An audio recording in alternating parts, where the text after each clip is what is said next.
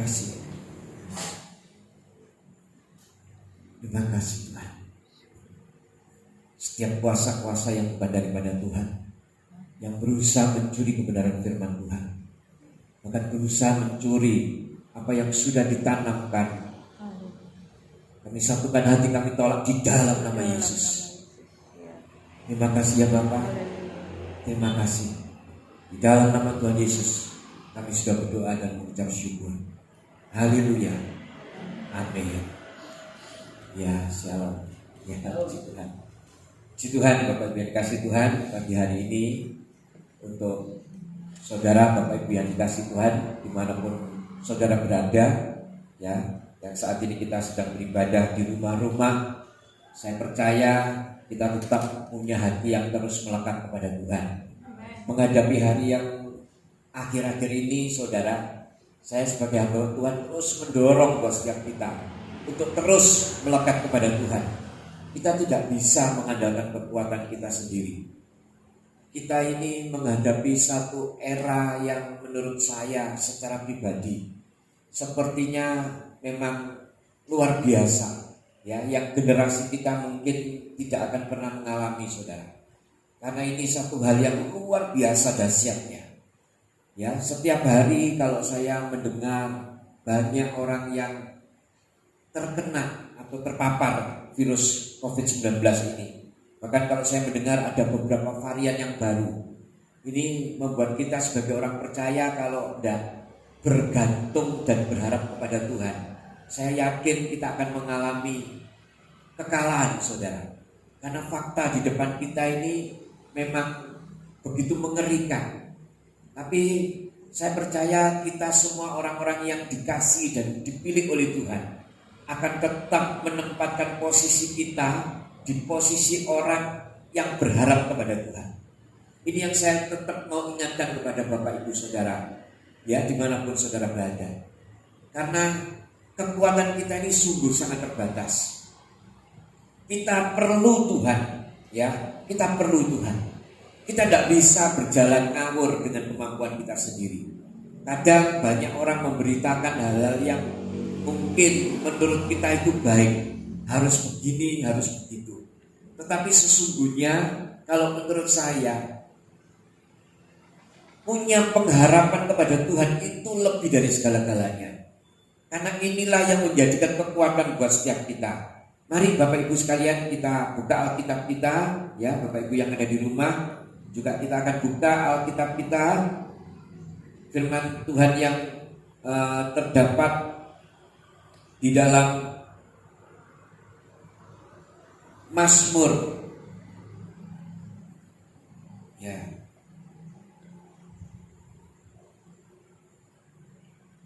ya, Mazmur, sebentar saudara ya, Mazmur 43 ayat yang ke-6, 43 ayat ke-5, ya, ayat ke-5.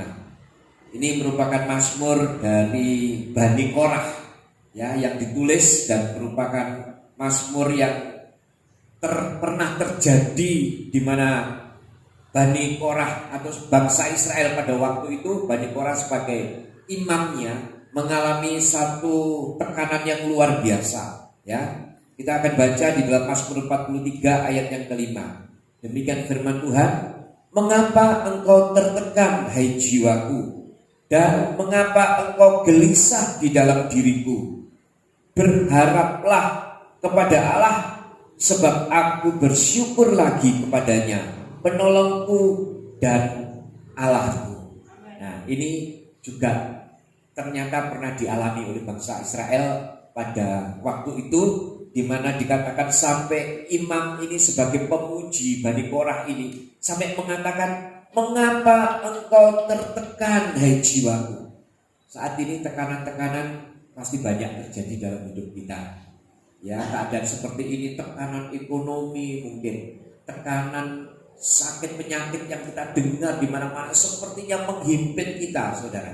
Ya, ini membuat setiap kita ini bisa mengatakan, "Mengapa engkau tertekan, hai jiwaku?" Rasanya seperti banyak tekanan, saudara. Banyak hal yang membuat setiap kita ini menjadi orang-orang yang tertekan dan menjadi orang-orang yang gelisah. Ya, setiap hari kan isinya cuma ya bagaimana nanti ya, bagaimana nanti. Nah, orang seperti ini menjadi orang-orang yang gelisah. Tetapi di dalam Mazmur 40 dari kelima, Bani Korah ini mengingatkan buat setiap kita. Memang dia katakan, mengapa engkau tertekan? Dia tegur dengan tegas, saudara. Hai jiwaku, dan mengapa engkau gelisah di dalam diriku? Ya, pribadinya sendiri yang dia perkatakan, yang saya yakin juga dialami oleh banyak orang. Sekarang mungkin kita juga mengalami hal yang sama, saudara. Banyak tekanan, kita katakan, mengapa engkau tertekan hai jiwaku? Mengapa engkau gelisah di dalam diriku? Dikatakan ayat berikutnya, terus bagaimana harusnya? Berharaplah kepada Allah. Berharaplah kepada Allah. Sebab aku bersyukur lagi kepadanya, penolongku dan Allahku. Sampai detik ini saya percaya kita punya Allah itu sebagai penolong kita. Sampai detik ini saya percaya kita menjadikan Allah itu sebagai pelindung, ya, sebagai perisai, sebagai penolong di dalam hidup kita. Demikian juga pada waktu itu, saudara. Kita mungkin sudah mengingat dan tahu, tetapi karena banyaknya tekanan, banyaknya himpitan, banyaknya persoalan yang terjadi dalam hidup kita, kita menjadi manusia-manusia yang tertekan, menjadi manusia-manusia yang gelisah.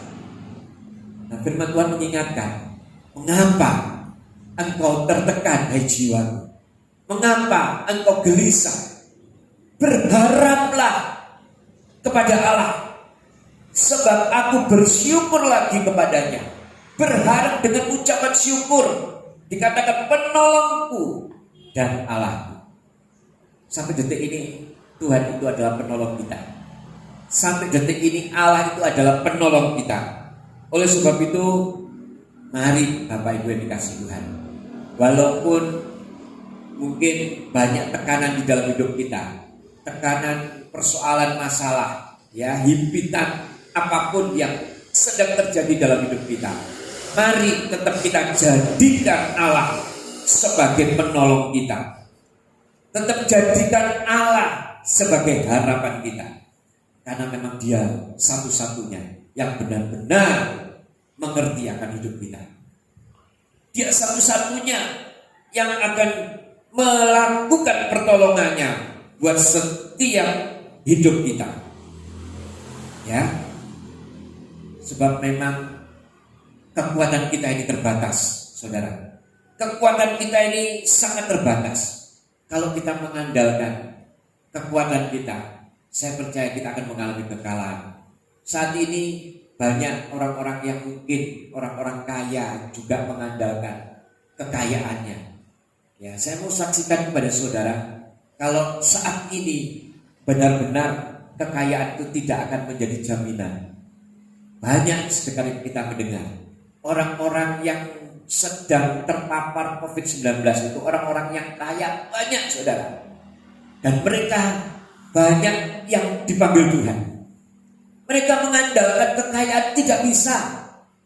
Bahkan punya uang mau cari rumah sakit aja, saudara. Kalau saya melihat di kota-kota besar itu sulit, saudara. Hanya dia punya duit, bayar berapapun bisa, tetapi tidak dapat. Ya, oleh sebab itu kita bersyukur kepada Tuhan. Sungguh Tuhan yang harus menjadi harapan kita. Tuhan yang harus menjadi sandaran kita. Tuhan yang harus menjadi kekuatan di dalam hidup kita. Kekayaan tidak akan menjamin, saudara. Oleh sebab itu Paulus juga mengingatkan, ya, ayo kalau kita lihat di dalam 1 Timotius 6 ayat 17. Ini mengatakan seperti ini.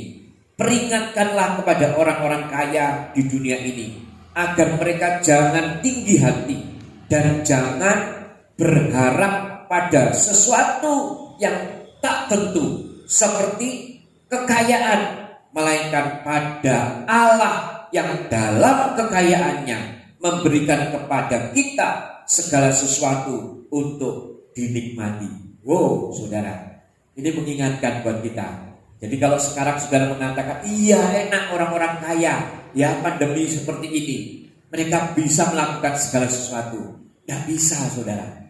Mereka juga mengalami hal yang sama. Mereka juga mengalami kesulitan. Bahkan orang-orang kaya yang berharap kepada kekayaannya.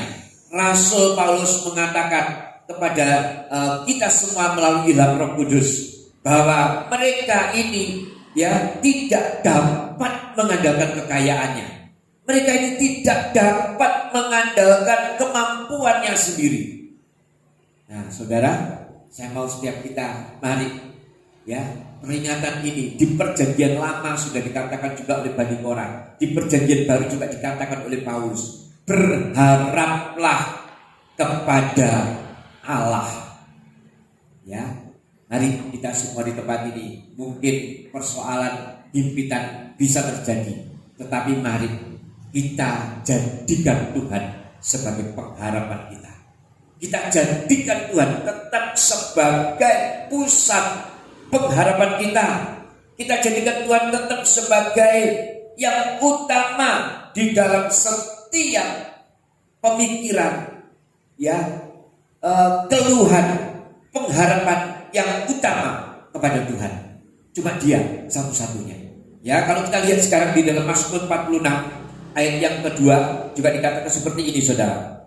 Allah itu bagi kita adalah tempat perlindungan dan kekuatan, sebagai penolong dalam kesesakan sangat terbukti. Orang yang mengandalkan Tuhan pasti akan mendapatkan buktinya. Ya, orang yang mengandalkan Tuhan pasti akan mendapatkan pertolongan. Sebab deklarasi ini dikatakan dengan sangat tegas juga oleh Bani Korah bahwa Allah itu bagi kita tempat perlindungan dan kekuatan, sebagai penolong dalam kesesakan sangat terbukti. Mari Bapak Ibu sekalian dikasih Tuhan, baik yang ada di rumah, mari kita jadikan Tuhan sebagai pusat pengharapan kita. Gantungkanlah harapanmu kepada Tuhan. Sebab memang dari dulu, saat ini dan saat akan datang, itu telah terbukti bahwa Allah adalah penolong di dalam kesesakan kita, di dalam himpitan kita, di dalam persoalan kita. Allah yang akan menjadi penolong. Lakukan bagian saudara. Apa yang saudara harus kerjakan, lakukan. Tetapi tetap jadikan Tuhan sebagai pusat pengharapan kita.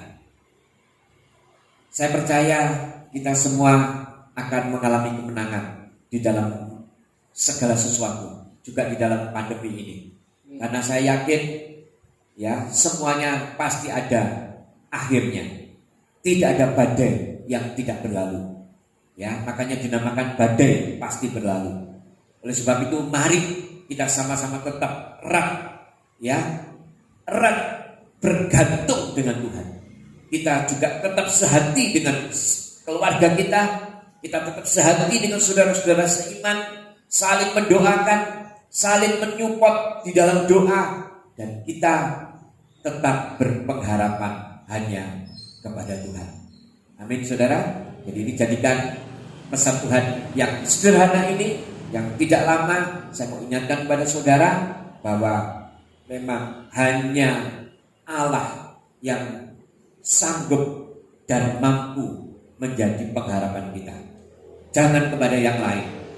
Apapun yang sedang terjadi di dalam hidup kita, himpitan yang begitu keras yang menekan kita, ya, persoalan yang begitu dahsyat terjadi dalam hidup kita, andalkan Tuhan. Jadikan Tuhan pengharapan yang sesungguhnya. Tidak bisa kita mengandalkan kemampuan kita sendiri. Tetapi saya percaya kalau kita benar-benar mau mengandalkan Tuhan, di dalam Mazmur 46 dengan tegas mengatakan ayat kedua bahwa Allah itu memang bagi kita adalah tempat perlindungan dan kekuatan, sebagai penolong dalam kesesakan sangat terbukti. Puji nama Tuhan, saya tidak perpanjang firman Tuhan. Biarlah ini menjadi kekuatan buat setiap kita. Kita tundukkan kepala. Terima kasih.